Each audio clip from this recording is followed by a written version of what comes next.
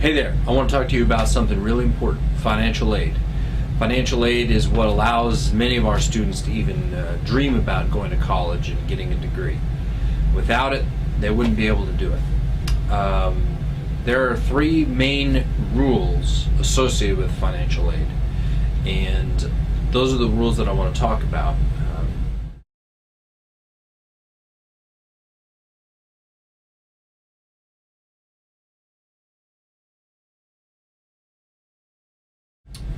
Probably the most important rule has to do with successful completion of courses, but the other two are also important in the long run in order for you to maintain your financial eligibility. If you're not using financial aid, that makes you one of the lucky few who is sort of self-supporting and doesn't need to rely on getting loans or grants to make it happen. You're welcome to watch the video. But as long as you're willing to pay your own way, then the financial aid rules don't really apply to you.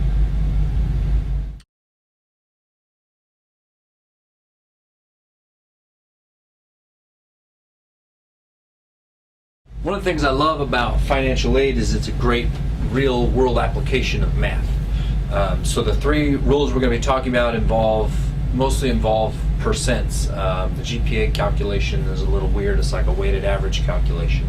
But all of them involve numbers because, hey, that's how the real world operates.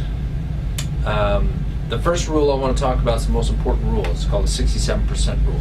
All of these rules fall under SAP guidelines. SAP stands for Satisfactory Academic Progress. So the first rule is the 67% rule. Let me use a different pen here so we can kind of see that. 67%.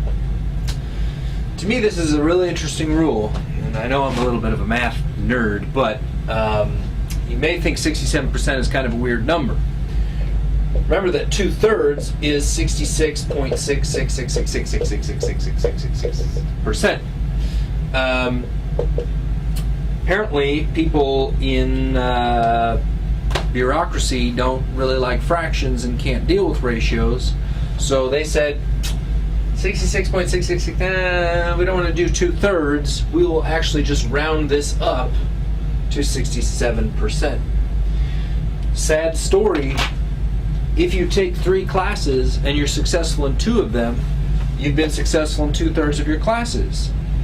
But you don't earn 67% of your classes completed successfully, and therefore you're violating this rule. And I actually had a student who was just denied financial aid because of this and was unable to continue with her education.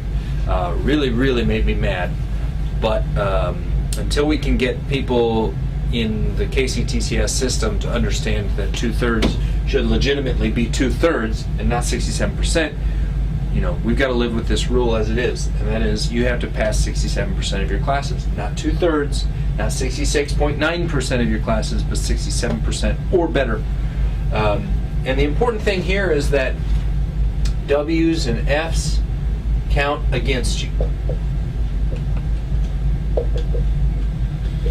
Some people think that a W is better than an F, and in the GPA category, most of the time it is. But in terms of being successful in 67% of your classes, it doesn't matter if you withdraw or you fail. The college looks at how many credits you enrolled in, and it takes how many you were successful in. That's earning an A, B, C, or D, and then it divides it out and sees whether that's greater than 67%. Very simple. One thing that's important to remember is that all of these rules are cumulative. Cumulative. Cumulative is a very fancy word for ongoing. So it doesn't matter if in one semester I do well and the second semester I don't do so well. It matters how you're doing overall. And so that has some interesting ramifications when we get into the section where we do some specific examples. We'll kind of see how that plays out. So that's the 67% rule.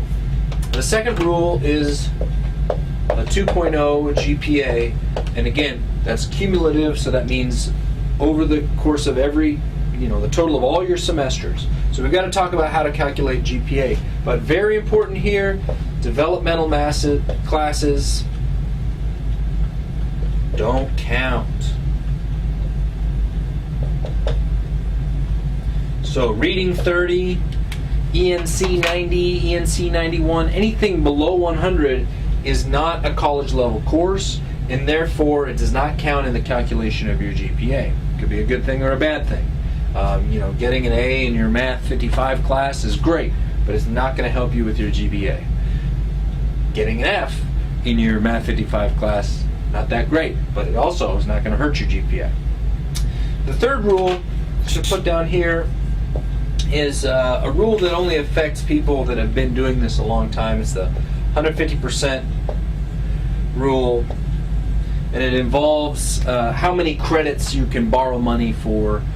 Basically, in a standard course, get an associate's degree takes about 60 credit hours, and so the 150% rule would say, well, you can't do more than 90 credit hours. We won't loan you money to do more than 90 credit hours. So you can't be a student for the rest of your life. Sorry to say it. So those are the three basic rules, and we're going to bust out some scenarios so we can kind of make some sense of how these rules actually apply to people when you're looking at your transcript. And the important thing is that it has effects when you look back, right? That's how the financial aid office calculates satisfactory academic progress. But this has some ramifications, I think, moving forward, because when you're thinking about scheduling your classes, you should be keeping this in mind, okay? Especially the 67% rule, because that is the most immediate rule that has to be thought about every semester. Like I said, if you sign up for 3 classes, you better guarantee you're going to be successful in all 3 classes, because if you're not, you're violating this rule. Whereas if you sign up for 4 classes and you're unsuccessful, you're still okay by this rule. So there are some ramifications for SAP when you're thinking about your scheduling.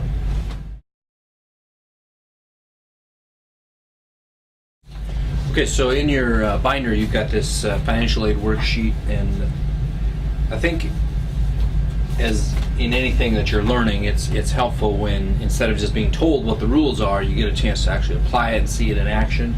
So the first page just kind of describes the 3 rules that I went over and gives you an example of reading a transcript and making some calculations. And maybe you get something out of that, maybe you don't. The second page is where I want to pick up. This is student number 1. They want to get a AAS Business in Business, which is Associates in Applied Science. And the fact that their APP requires 63 to 67 credit hours is kind of immaterial at this point. That affects Rule 3. But we want to focus on Rule number 1 and Rule number 2, looking at this student. So we'll do cumulative. So that means we'll start with semester 1, and they took reading 185, and they took FYE 105. Now, given the size of the numbers here, those are both college level courses, so these grades matter, and they got an A and an A. So easy to tell in the first semester for Rule 1, you got 100% success, okay, which came from 2 divided by 2. Or technically 6 divided by 6. This is the number of credited hours. This is the number of classes. And then the GPA is a 4.0 because they got straight A's. Okay, now let's look at semester 2. We've got 3 classes, and we broadened out here. So this student kind of took a slow start into college. Now they're ramping it up, taking 3 classes. So they've got History 109, that's a college level course. They've got ENC 90, that is a developmental English class, it's under 100. And they've got Math 55, and that's also a developmental class. Now their results were a little more mixed this semester. Maybe something happened in their life, something difficult. So it's important that we don't just look at this. Cumulative means we look at this. So if we look at this, for their success, they tried 5 classes and they were successful in 4. That is an 80% success rate, and that is more than enough to be okay with satisfactory academic progress. Now let's look at the GPA. It's very important that for the GPA, we're only going to include these 3 classes. Why?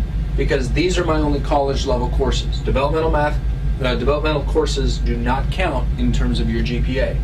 So how does it work? We have a 4 plus a 4 plus a 3. That's your 2 A's and your B. That adds up to 11. If you divide it by 3 classes, that gives you your weighted average. And this is about 3.67 for the GPA. Okay? So the GPA went down, obviously, because they got a B. So that's the first student. Now what I want you to do here is I want you to, for semester 3, I want you to put in these grades. And then I'll give you the results after you press pause here. They took a BAS, a business class. That's a college level course. They took Math 55 again. And they took ENC 91. Okay, here are their results. For that semester, they got an A, they got a withdrawal here, and English 91, they got a B. Okay?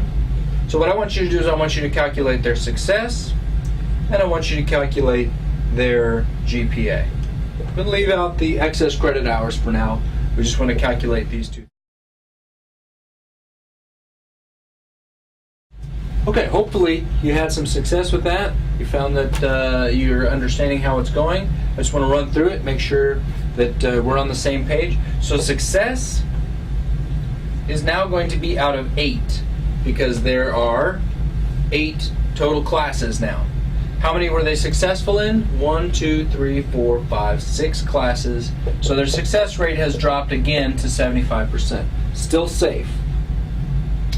Now, in terms of the GPA, again, these classes don't count, these classes don't count, so they've added another A to their transcript. That's A, and B.